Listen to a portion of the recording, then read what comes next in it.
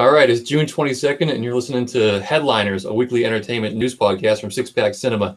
Today we're talking about things you probably already thought happened, the Family Guy guy donating a bunch of money to NPR, and Liza Minnelli getting upset over the movie about her mother. Jimmy is back from Utah and joining us, and joining myself and Dave once again. Let's get into it. Smooth. Really, really crushed that one. Oh, yeah. Me.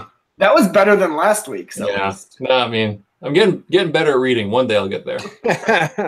All right. So box office, no surprise. Incredibles 2 crushed it, 180 million. Far and away the winner of the weekend. Ocean's 8 dropped to 18.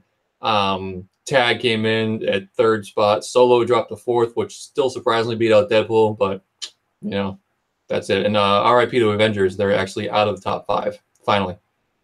Down to 8th place. Like a month and a half. How did Tag do last week? This is the opening weekend. Oh, this is? Yeah. Oh, that's not that good. So nothing last weekend. So bummer. I still think Solo's holding on because of the word of mouth stuff. Yeah, I mean, they're getting close to 200 million domestic, so. And it's a Star Wars movie. The Star Wars fans are going to come out no matter what. Yeah. They may not like it, but they're going to come out.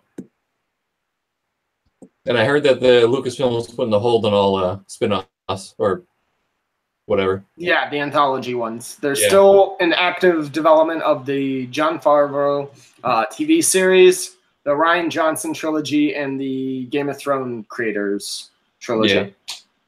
Yeah, I don't know. I'm glad it's put on hold because that seems like a whole lot of Star Wars. Oh, and the animated show, which supposedly comes out this fall. That's too much Star Wars. Yeah, I mean, they put a hold on stuff, but they still have 9 movies and 2 TV shows. Yeah, pump the brakes. You don't need that. Yep. All right, I want to get into things worth mentioning, but not really worth discussing. My favorite segment. Let's do it. Love mentioning things. Mediocre on discussing them. Okay. All right, you ready? Yep. Seth MacFarlane donated $2.5 million to NPR in response to Fox News' Tucker Carlson telling his viewers to assume that everything they hear from competing news networks is a lie. I have no idea how this helps, changes, or fixes what Fox News says, but good for NPR. NPR's like, thanks, Tucker. Yeah. Well, it's to get money into the unbiased news stations, I guess. Yeah, and he has contracts, so he can't just like walk away from Fox. Yep. Yep, but anyone that watches Tucker Carlson and hears what he says now just thinks, okay, I won't listen to NPR. This isn't a problem. This isn't a solution. No, but you're right. It's not a solution, but it's a good gesture. I suppose if you want doing something rather than nothing, I'll give them that. But you're right. Not going to fix anything. The morons out there who are going to believe Tucker Carlson are going to believe Tucker Carlson no matter what you do. Yeah. Yep. Yeah. All right, next up, Heather Locklear was arrested and hospitalized for running around erratically looking for a gun so she could shoot herself. To clarify, not a suicide attempt, just an attempt at a suicide attempt. Really sad for her. She was, growing up, one of the hot ones for me. Like she was like top 5 of all time in her prime. Her in Spin City, fell in love with her. So seeing her like this now, it's kind of sad. I guess she's been arrested a bunch lately. So not looking good for blondes. Hope she gets the help she needs. Probably won't. Yep. All right. This one is a good one because listen to the way Sheehan wrote this up. Sort of a good guy Tom Cruise story. 25 years ago, his co-star didn't want to expose herself on camera, but she felt pressured to do it.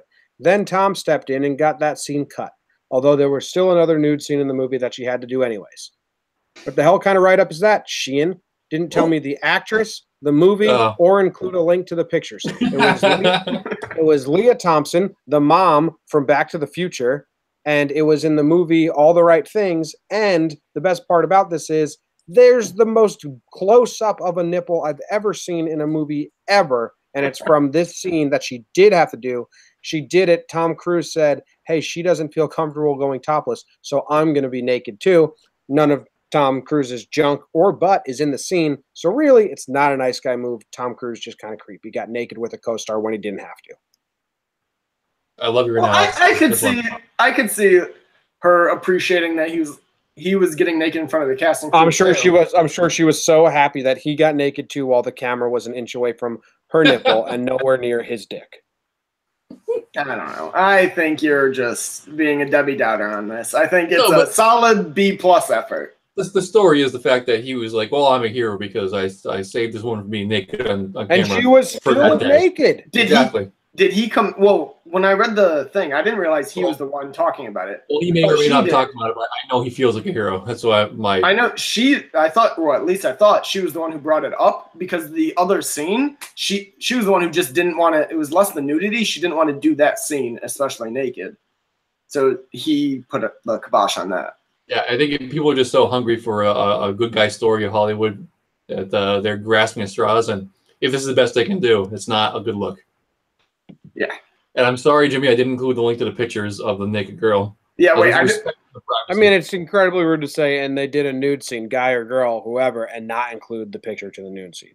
See, in my head, I assume you guys are like looking at the headlines with me, and I was just summarizing. That's on me. I'm sorry. I need to include links. Yeah, Jimmy, can you shoot me that link? I still haven't seen it. Yeah, just type in Leah Thompson, all the right moves, topless.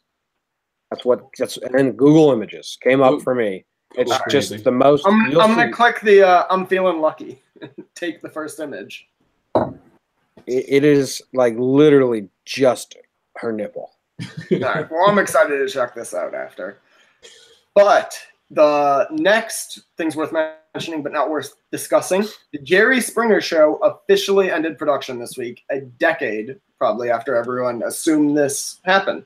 I didn't know it was still on, but they've been in production for almost 30 years, which is one of the longest running shows ever. I mean, Twitter and Facebook have taken over this.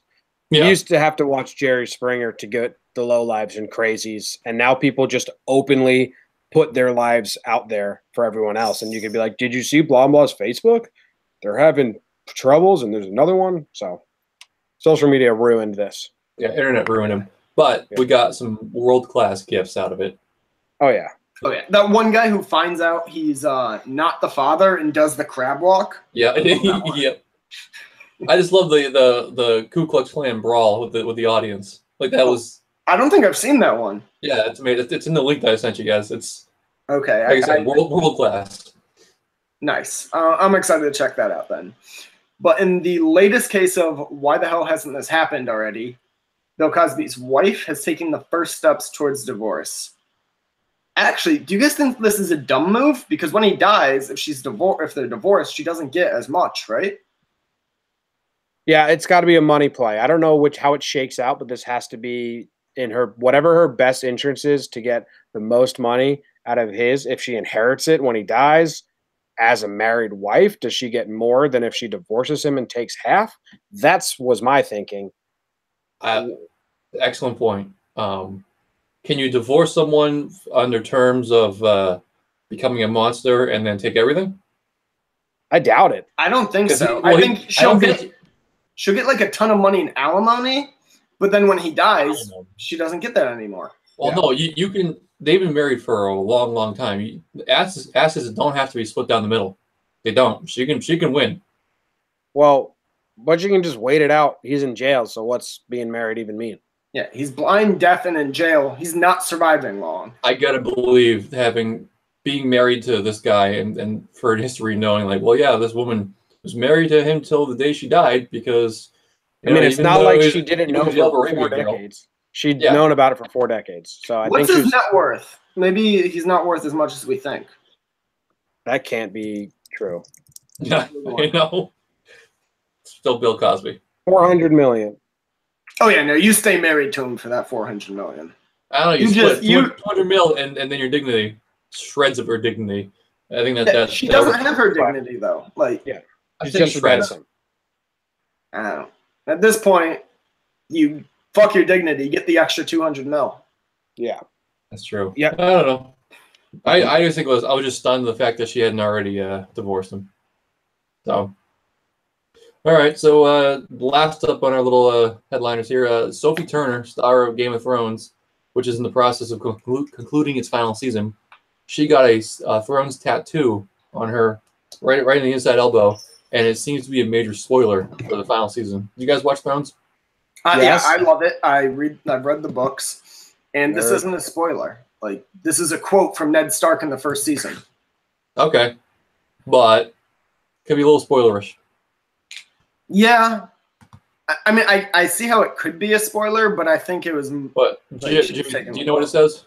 Yeah. It says that spoiler alert, spoiler alert, spoiler alert, spoiler alert. Mute your podcast, mute your podcast, mute your podcast. Go forward like 3 minutes. It says last warning, last warning, last warning. The chat that you got last warning says the pack survives. Right? With the dire wolf. Yep. With the dire wolf. So it sounds like all the kids survive. I mean, they haven't already when Ned initially said it to her. So I don't get what it means. I think that the Starks take over again. So Jon Snow, he beats Daenerys. Well, they're teaming up. They're teaming up. Yeah. They're never going to be fighting.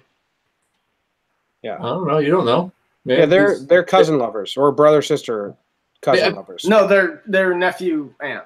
As Thrones enthusiasts such as yourselves, you know that nothing's ever as it appears. Well, since they've run out of source material, everything's as it appears. But they caught quite the flack for doing that, so I can't imagine they'd be like fluff about this one. They got to go out with a bang.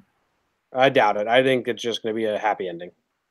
I don't think it's going to be a happy ending. I mean, George R.R. Martin told them how it ends back in season 1, so they just been working towards what he told them the end game is. Yeah. So I don't know. I don't know, man. I got kind of excited with the spoiler because I like the fact that Starks win. Big Stark guy. I think there will be maybe 1 or 2 Starks left. Huge Stark guy. Huge. All right, the main story we're going to talk about, Liza Minnelli does not approve nor sanction the upcoming Judy Garland biopic starring Renee Zellweger. Today was the day I learned that Liza Minnelli was Judy Garland's daughter. Did you guys know that? Nope. I didn't know that. Stunning, right? The only thing I know about Liza Minnelli is the Yankees used to play her version of New York, New York after losses, and they'd play the Sinatra version after wins, and she made them stop because she didn't want to become synonymous with losing, which is fair to her, like very fair to her. That's all I knew about her, and yeah. But that's A+. Spreading the news. That's A+ trolling by the Yankees. How long ago was that? Hours. 90s, well, 90s into the early 2000s. Like I remember hearing her, but I don't think the Yankees meant it as disrespect. They just wanted a different version. Like I don't think they chose her as like let's insult her. They just wanted Sinatra to be the fun one. Okay. They should really just not play anything. That makes sense. Like when the Red Sox lose, they don't play Dirty Water. They don't have some like hack version of it. Yeah. Just don't play it. Just don't play it. But now they just play Sinatra whether they win or lose. And it sucks. Well, that's stupid. Just play it when they win. Yeah. Yeah. I mean, that's how they should do it. But that's what I know about Liza. Okay. All I know about Liza is that she was in Arrested Development playing a crazy neighbor. And my opinion of her is solely based upon that role. So when I read this article, the headline, I said, oh, wow. So she's crazy and she's going to ruin this movie. But then I read it and she's not. She's actually well in her rights to be upset about this.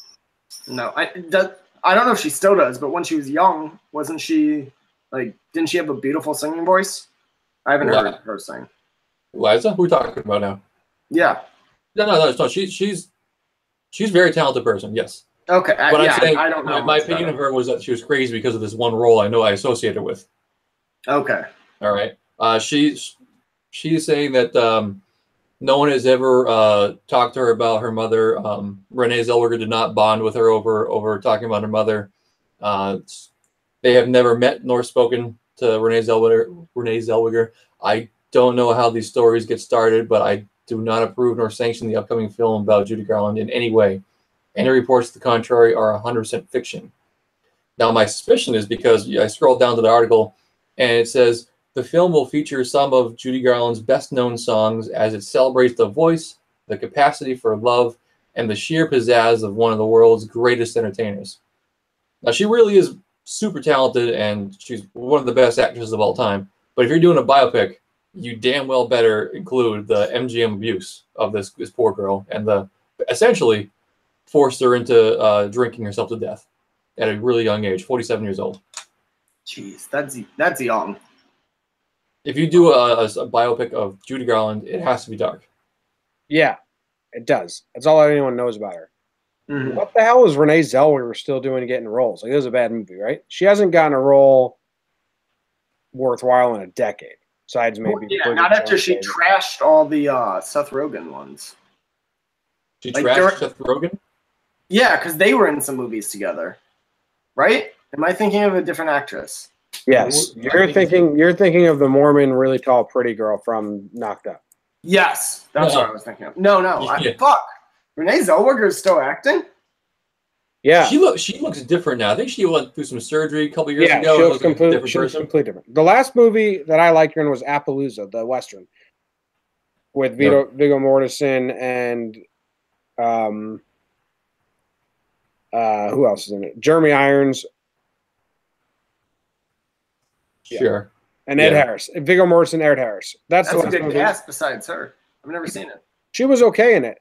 Before that, she was in Leatherheads, which was a bad movie, but it was a big movie at the time. Cinderella Man, she's awesome. Cinderella Man's an amazing movie, and she's good. Other than that, have you guys ever heard of New in Town, My One and Only, Monsters vs. Aliens, Voice? Give her credit Monsters vs. Alien I've heard of, but I've never seen it. Excellent movie. It's a great alcohol of a film. And she was excellent in Me, Myself, and Irene. Yeah, that's a long time. Way far away. I know. Just saying. Isn't that like 2002? So 2010, My Own Love Song. Then for 6 years, she didn't do anything. She did The Whole Truth. Then Bridget Jones' Baby, I guess a sequel to that. Then Some Kind of Different Me, which sounds like a Lifetime movie. Blue Night. Yeah, she hasn't done anything. So this movie sounds like it's going to be so bad. See, I had high hopes for it because Judy Garland's not a great story, but a really interesting story. It's a tragic story. This should be a tragedy. Yeah.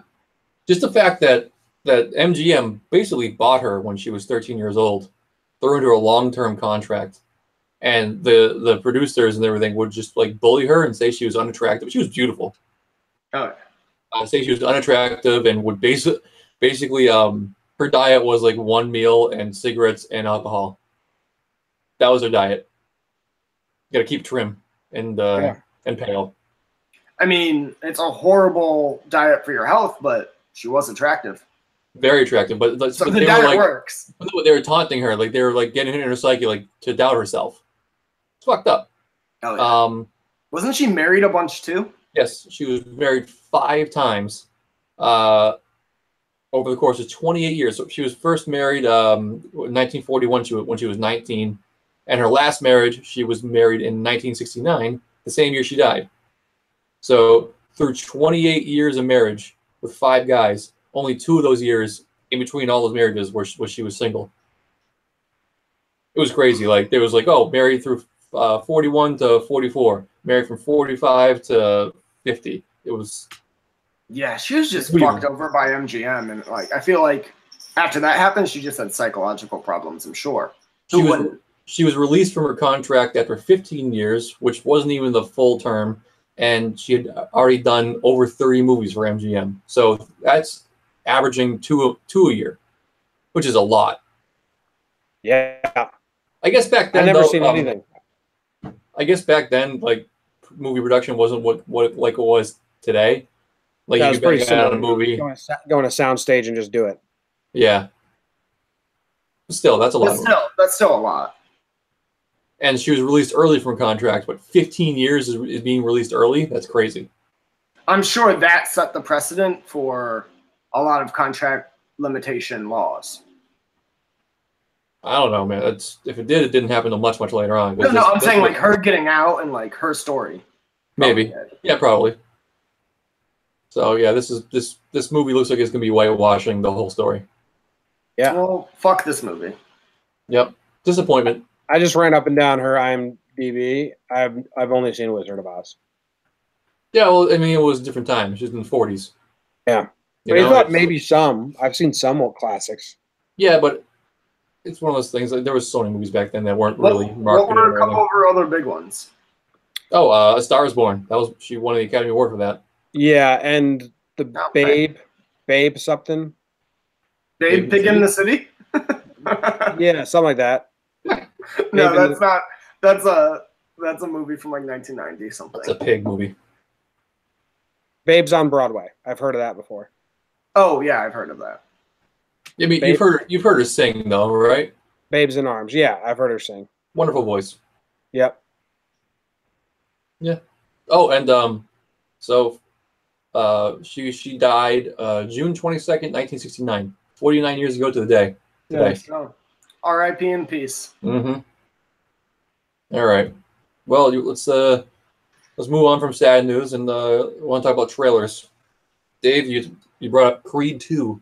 Oh yeah, I feel like this is definitely the biggest trailer release of the week.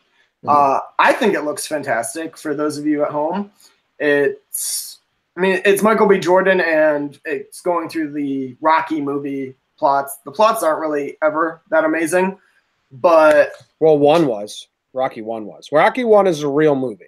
Well, yeah, I think Rocky 1 is a fantastic movie. I think Rocky 2 is also a great movie. And I think Creed was the best Rocky movie since Rocky 2. And it's on the same level. Yep. They all have similar. I'd put Rocky Balboa ahead of like 4 and 5. Yes, Rocky Balboa was really good. I liked it. It was better than I thought it was going to be going into it. But you need 5 to set up Rocky Balboa while he's all poor. So that's a little bit shitty. You got to watch the worst one. Yeah. Creed, who I thought was really good. I'm upset about this movie because Ryan Coogler's not directing it, and it's some first-time director, basically. Not a first time, but doesn't have a lot of credits to his name. Ryan Coogler does really good shit. Didn't he just do that superhero movie? He did Black Panther. But and I thought he was going to be doing the Creed franchise, but he's producing it, and apparently he, Stallone, and Michael B. Jordan are the ones who, like, the 3 of them were interviewing the directors and figured out who should direct this. Okay, well, if he's still got his hands in it, that's cool, I guess. Yeah, and then I believe he helped Stallone write the script too. I'm not watching the trailer because I know I want to see this. So I don't want to know anything. I don't want to know anything about it. Well, then my note probably ruined something. I haven't read it. Ooh. Oh, fuck, I want to talk about it. There's a good reveal in the trailer that apparently not a lot of people knew about. I did because I follow movie production a crazy amount. But everyone I know who saw the trailer were like, oh shit, as soon as this part happened. So should I watch it? I think so.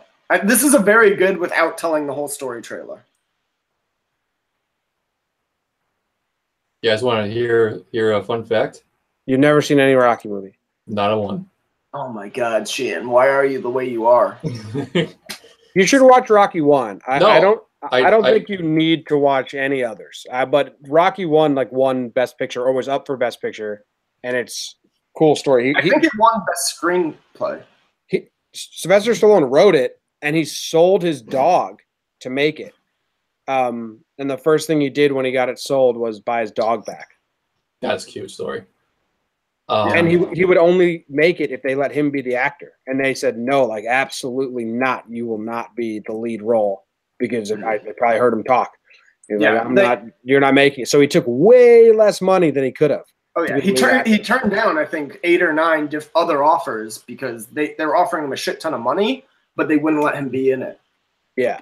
So Rocky 1 is a really, really good and cool Hollywood story.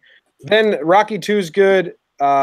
Then from 3, 4, 5, they become straight up Hollywood blockbuster. Here's your villain, here's your bad guy. All the heart is taken out of it, and it's just copy paste. In Rocky 3, he defeats communism with punches. That's 4. 3 is that 4? 3 is Mr. T. Yes, Mr. T's involved, huh?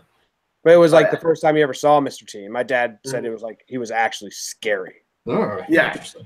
But those become more rinse repeat, Fast and Furious style versions of a movie. Okay. Where the first one is very good, the second one's pretty good. Creed is good. I think it's good. Yeah, I would watch 1, 2, 4, and Creed. I've never had anything against Rocky or those movies. It's just one of those things where it came out when I was very young and just never got around to watching it. And at this point, it's become a thing. And I know if watching it, when you watch a movie from the 80s for the first time, it's never really going to have the same impact as it did when you watched it in the 90s. Well, see, that's the thing. Rocky, Rocky 1 ages fine. Really? You can watch it now, and it's still good. But Rocky 3, 4, and 5 aged so bad, like every other 80s movie. Because Rocky 1 was 70s. The rest they aged so bad. Okay, but Rocky 1 is a good movie. Well, my homework. I'll watch this sometime. Yeah, you should watch it before Creed 2. You should watch at least that one and Creed. I feel like I should probably watch Creed before Creed 2, Dave. I know. Well, no, but I meant. I assume we're gonna review Creed 2, so you should. You don't know. At least those two. You don't know. What I would compare Rocky 1 to for you, Ian? The movie Drive with Ryan Gosling. Okay. Like you expect that to be this big like car racing action movie. You might expect Rocky 1 to be this big action boxing movie. It's not an action movie at all. It's like a personal drama. It's pretty quiet. Rocky doesn't say a lot of lines, just like Ryan Gosling in Drive. So it's more like Cinderella Man? Cinderella Man's more of like a epic, almost like a bigger masterpiece. I'd say most of the movies in the series, the fights are the smaller part of it. Like it's more the story leading up to it, which is the good part. Except Rocky Balboa. That was a great fight. Yeah. Can I ask you, before we move on, because we should, does he deserve a statue in Philadelphia? Yes. The movie's that good. Oh, no. It's crazy that they have a statue of a fictional character. It's absolutely crazy. That's but like whatever, it's fun. I mean, Detroit has a statue of RoboCop, so. Which is just, they get such a pass on that one. That should be ridiculed so much more. No, I mean, I think before this year and the Eagles winning the Super Bowl, this was the best thing to ever come out of Philly. Yeah, but I mean, that'd be like having a statue of Jimmy Fallon outside Fenway for fever pitch. It would be. It's like that, yeah. It is like that. Well, no, because it was like no, because Jimmy Fallon didn't play a sport. He was just a fan. Yeah. Okay, but he had a substantial impact on us winning the World Series, as you know. No. It would be like a statue of Lady Bird out of Sacramento. Sure. Okay. Good. We'll move on that note. Like Father came out. This is a movie with fuck is her name? Veronica Mars. Can't remember. Fuck, what's her name? Jimmy, help us. Kristen Stewart. That's no. Bell. Kristen Bell. Kristen Bell and Kelsey Grammer. Kelsey Grammer has been gone for years, so the fact that he's playing a father who comes out of the woodwork for his daughter's wedding and gets shit-faced at the wedding when she got left at the altar, perfect because Kelsey Grammer, he disappeared. Popped back into our lives for this movie. I'm so excited to see him again. Well, he had a small cameo in X-Men Days of Future Past. Very small. Very, very, very small. But this is another lead role. So, like I just said, a synopsis of it is she's left at the altar. Her father, who hasn't seen her since she was 5, randomly appeared at the wedding. They got shit-faced and ended up on the boat, the cruise ship that she was going to go on her honeymoon with. So she's stuck on this honeymoon boat with her father, basically locked in tight quarters, so they have to work out their issues. Yes, it's very boilerplate and probably vanilla, but it just seems like a good time to me. I don't know. Yeah, no, I think I'll see. It'll be a cozy movie. She also boned Seth Rogen, which is the most unbelievable part. He was looking thin for once. He's still ugly as fuck. I like Seth Rogen, and I like her. And I like this kind of movie. It seems like a very basic life movie. Right up your alley. Yeah. So I saw this trailer the other day, and they used the "I wish that I knew what I knew now when I was younger." It's my great song. The opening That's a song, great trailer song. Yeah. Opening song to "Without a Paddle." Oh, it is. Fuck. I need to rewatch that. It's pretty bad. Yeah. It doesn't hold up. It has to be. There's some acts that are just really stupid, like the treehouse shit. I really liked it when it first came out. Me too. Well, I like the nostalgia factor and the heart of it. And then there's some that's really dumb. But that song, Rod Stewart's band. Good song. Great song. Faces. And it's a Netflix movie, right? Yeah. Which is awesome. I can't wait for more big name Netflix movies coming out because I don't have to go out. It's already my home. Yep. Oh yeah. Exactly. Another Netflix movie coming out is Tao, which is so bad I don't want to talk about it. Good, let's skip it. Thank you. My one note was, woof, this looks bad. Yep, terrible. So we see Tao, Go on. It's not Asian. It's something weirder. Night Eats the World. It's another zombie movie, but Dave, you seem pretty excited about it. It's a zombie movie with a heart. Is that what you're... Oh, Dave's gone. Oh, he's out. I didn't watch this because it said zombie movie. Oh, Dave, is your computer doing it again? It didn't go dark. It just blacked out of Hangouts and said I got disconnected because the computer went to sleep, but it didn't go to sleep. All right. Yeah, last week he had to keep moving his mouse the whole time. Yep, I'm doing it again now. All right. So just for the sake of time, Night Eats World, it's a zombie movie, and it's a little more than that, but whatever. Moving on to the one I want to talk about. Welcome to Marwen. You guys haven't watched the trailer to this, right? Nope. No. Do you know it's Steve Carell? He stars in it. Okay. And Steve Carell, he is an artist who's extremely good and he's well known. And he gets the shit kicked out of him at a bar by a bunch of Nazis. And it's not like it's 1940s. It's like today. So it's like neo-Nazis. Yeah. So the story is about him recovering. He can no longer draw. His brain is damaged to the point where he can't even write his own name. So drawing is out, but he still has to express himself because he's an artist. So what he does is he has basically what amounts to Barbie dolls, and he sets up these Barbie dolls dressed up in different action scenes, and his brain is leaning towards World War II now because he was beat up by Nazis. So he has his own brain. His brain is helping him cope with this disaster and this damage by living through these dolls. And the way they shoot this movie is really interesting because they go in and out of real life and then like CGI Barbie dolls like running around shooting things, and like it's wild. Highly recommend you go out and see this trailer. If it seems confusing, watch it and then listen to what I said. It'll make a lot more sense. Yeah, I was gonna say, I feel like you didn't sell it well, but the idea it's really hard to describe. After this, it's very hard to describe. Basically, Steve Carell is also a Barbie doll, and his brain is using these dolls to cope with what's going on outside to help him heal, because he's not doing well. I gotta watch this to piece it together myself. Yeah, I gotta watch the trailer after this. So, I'm sorry I'm not good at explaining things that are I could barely comprehend, but it was so cool I had to at least bring it up. Yeah. Well, thanks.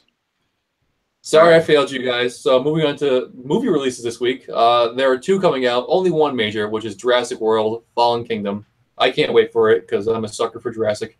I like Jurassic World a lot more than other people. It wasn't like an amazing film, but it was great, popcorn, enjoyable. Number 2 behind Jurassic Park. Yeah, for sure.